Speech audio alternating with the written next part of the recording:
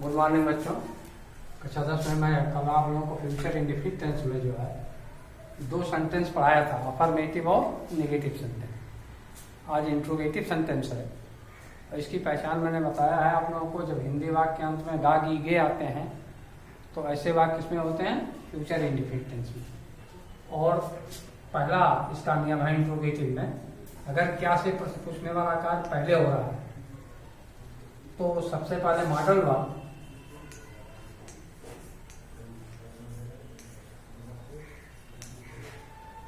और modal verb इसकी है विल और शैल, फिर सब्जेक्ट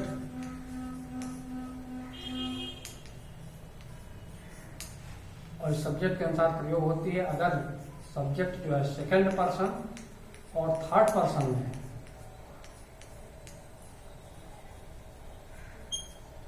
तो विल और फर्स्ट पर्सन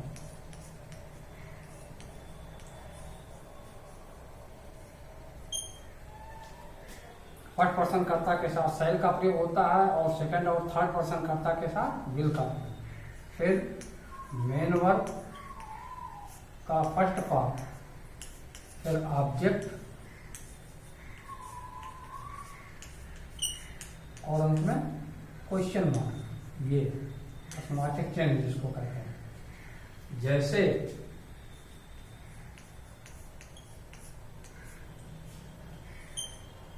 क्या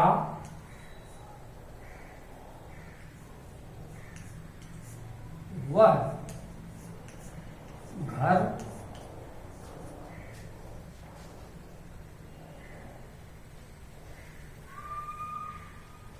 पर पुस्तक पढ़ेगा।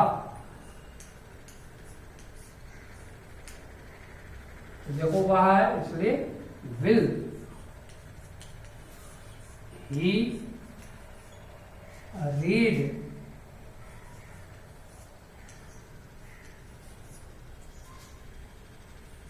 To the book at home और अंत में क्वेश्चन। तो इस तरह से अगर सब्जेक्ट जो है सब्जेक्ट के अनुसार ही प्रयोग होती है कि क्या है मॉडल वर्ब, विल और शैल। सेकंड और थर्ड पर्सन कर्ता के साथ जो है विल का प्रयोग और फर्स्ट पर्सन कर्ता के साथ शैल का प्रयोग, ये मैंने पहले ही बता दिया है। सेकंड पर्सन का करता है यू और थर्ड पर्सन का करता है ही सी इट तथा दे और सभी नाउन्स जितने भी नाउन्स हैं, जैसे मोहन सोहन रीता गीता सीता, इस तरह से जितने भी नाम हैं सब जो है थर्ड पर्सन में माने जाते हैं। और फर्स्ट पर्सन का करता है आई और वी। अगर आई और वी है तो उनके साथ मॉडल वर्ब शैल का प्रयोग होता है, और ये सेकंड और थर्ड पर्सन का करता है तो उनके साथ विल का प्रयोग होता है। और इसका दूसरा नियम है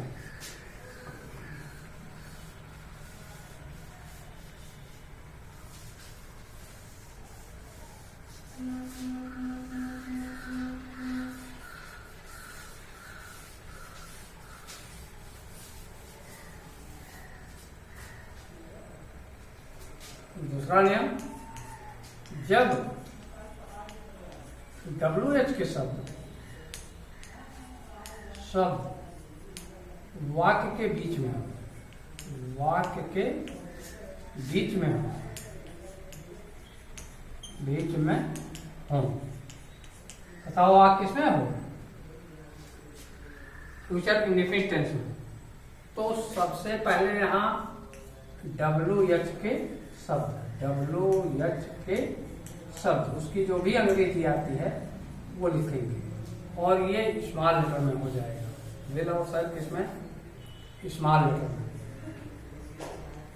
विल और शैल, बाकी नियम वही हैं। फिर सब्जेक्ट, फिर मेन वर्ब का फर्स्ट पार्ट और ऑब्जेक्ट लिखते हैं। जैसे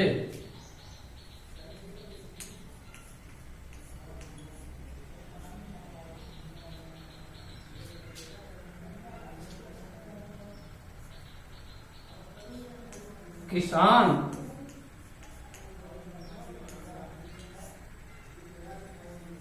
खेत को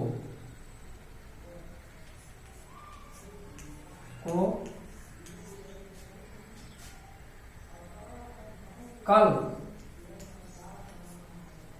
क्यों जोतेगा और अंत में question.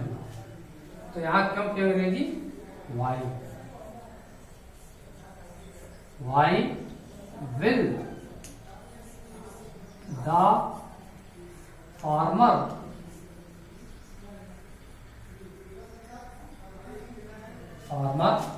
why will the farmer plow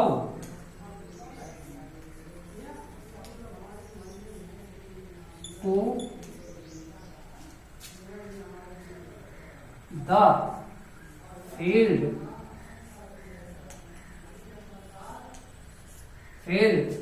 और कल है आने वाला कल है इसलिए टुमारो TOMORR और अंत में क्वेश्चन मार्क। देखिए नियम, सबसे पहले WH के साथ, फिर मॉडल वर्ब विल या शायद, फिर सब्जेक्ट, फिर मेन वर्ब का फर्स्ट फॉर्म और अंत में ऑब्जेक्ट लिखते हैं। तो ये इंट्रोगेटिव का नियम है। पहला नियम मैंने बताया है कि क्या शब्द आया हो, अगर उसमें पूछने वाला कार्य क्या से पहले हो रहा है तो उसकी कोई अंग्रेजी नहीं लिखी जाती है, बल्कि वो वाक्य जिस टेंस में है उस टेंस की या तो हेल्पिंग वर्ब को या मॉडल वर्ब को हम पहले लिख देते हैं। क्योंकि आप जानते हैं कि फ्यूचर टेंस में, मतलब फ्यूचर टेंस का या फ्यूचर टेंस के किसी भी भाग में कभी भी जो है हेल्पिंग वर्ब का प्रयोग नहीं होता है, इसमें केवल मॉडल वर्ब का प्रयोग होता है। मॉडल वर्ब और विल और शैल ये मॉडल वर्ब के रूप में प्रयोग हो रही हैं, ये मॉडल वर्ब हैं। बात समझ में आई? और इसके बाद जो है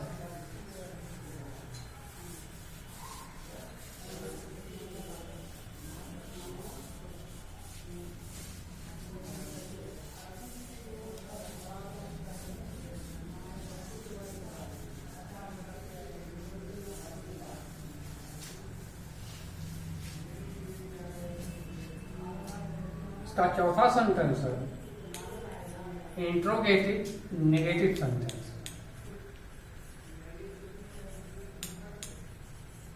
इंट्रोगेटिव नेगेटिव सेंटेंस।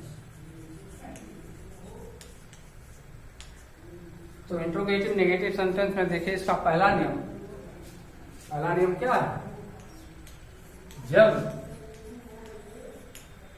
प्रश्नवाचक शब्द क्या कहाँ हो? वाक्य में पहले हो, वाक्य में पहले हो तथा बीच में नहीं या कभी नहीं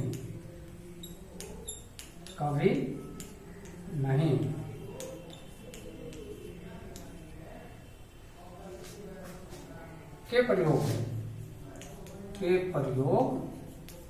हों। तो देखो प्रयोग हो तो अनुवाद निम्न नियम से होता है। निम्न नियम से होता है। इसके लिए क्या करेंगे? सबसे पहले मॉडल वर्ब,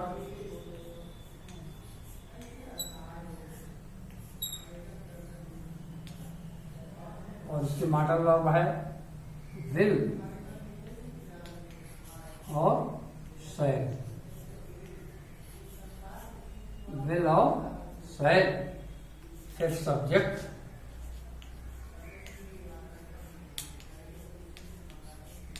और सब्जेक्ट के अनुसार ये प्रयोग होती है क्रिया।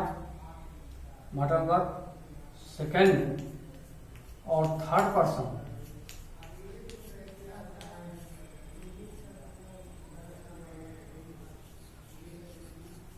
सेकेंड और थर्ड पर्सन कर्ता के साथ विल और फर्स्ट पर्सन कर्ता के साथ शैल। फर्स्ट पर्सन कर्ता के साथ शैल का प्रयोग, फिर नॉट या नेवर, नॉट या नेवर, फिर main verb MV, main verb का फर्स्ट पार्ट, फिर ऑब्जेक्ट और अंत में क्वेश्चन मार्क, ये लिखते हैं।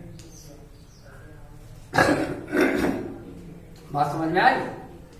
तो अगर प्रश्न पूछने वाला कार्य क्या से पहले हो रहा है तो इसकी कोई अंग्रेजी नहीं, जबकि आप जानते हैं क्या के अंग्रेजी क्या, व्हाट, लेकिन व्हाट का प्रयोग करता ही नहीं होगा। अगर क्या से प्रश्न पूछने वाला कार्य पहले हो रहा है तो उसके लिए उसकी कोई अंग्रेजी नहीं लिखते हैं, उसकी जिस टेंस में वाक्य है, क्योंकि ये वाक्य की जो है बात किसकी चल रही है, फ्यूचर इंडेफिनिट टेंस की, तो इसकी क्रिया है विल और शैल, इसको पहले हम लिखते हैं, फिर सब्जेक्ट, और ये सब्जेक्ट के पर्सन के अनुसार, सब्जेक्ट के पर्सन के अनुसार प्रयोग होती है। सेकंड और थर्ड पर्सन के साथ विल और फर्स्ट पर्सन के साथ शैल का, फिर नॉट या नेवर, और फिर मेन वर्ब लिखेंगे और ऑब्जेक्ट, और उसके बाद क्वेश्चन मार्क।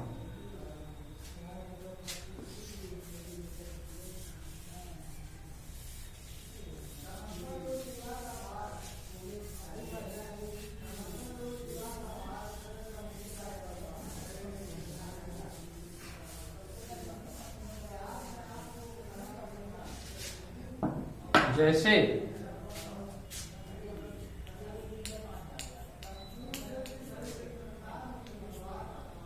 क्या मैं कल उसे नहीं पढ़ाऊंगा,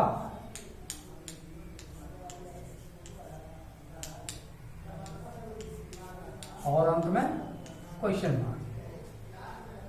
तो क्या होगा, शैल आई नॉट टीच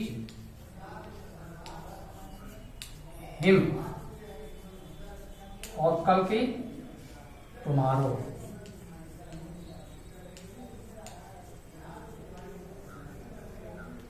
टुमारो और अंत में क्वेश्चन मार्क, ये लिखेंगे। यहां देखो आई फर्स्ट पर्सन का करता है, इसलिए शैल का प्रयोग हुआ है। बात समझ में आई? फर्स्ट पर्सन का कर्ता क्या है, आई और वी। अगर प्रोनाउन आई और वी के प्रयोग हैं तो उसके साथ शैल का प्रयोग होता है, और यदि प्रोनाउन जो है ही, सी, इट, दे या कोई नाउन का प्रयोग है तो उसके साथ विल के प्रयोग होते हैं।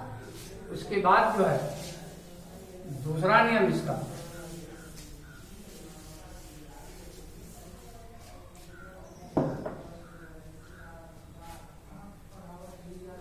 दूसरे नियम, जब WH के शब्द वाक्य के बीच में, वाक्य के बीच में तथा वाक्य में नहीं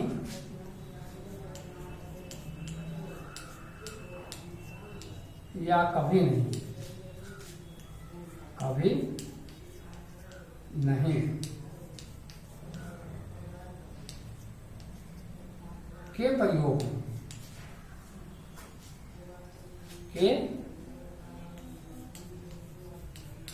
प्रयोग हों। तो देखो ये नियम इसका है, सबसे पहले WH के शब्द, WH के शब्द, फिर मॉडल वर्ब,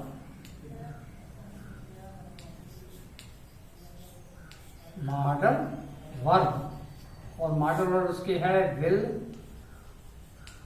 और शैल। फिर सब्जेक्ट और ये सब्जेक्ट के अनुसार प्रयोग होता है सेकेंड और थर्ड पर्सन कर्ता के साथ विल और फर्स्ट पर्सन कर्ता के साथ पर्सन है और फिर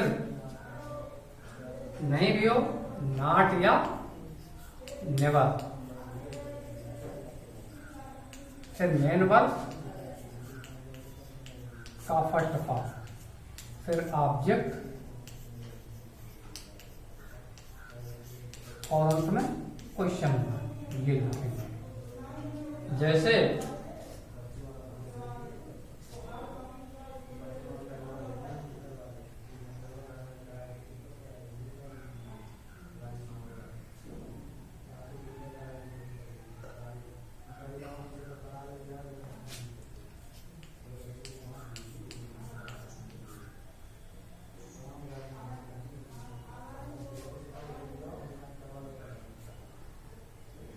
उस बाग में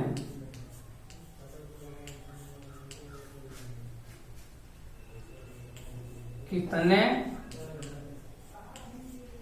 लड़के नहीं